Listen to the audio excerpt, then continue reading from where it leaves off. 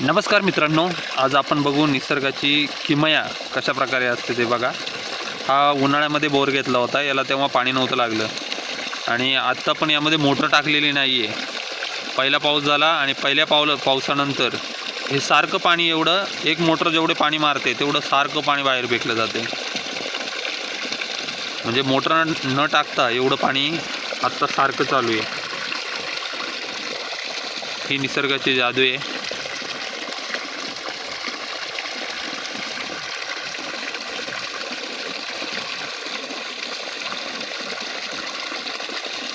चोवीस तास एवढं पाणी सारखं बाहेर येतं.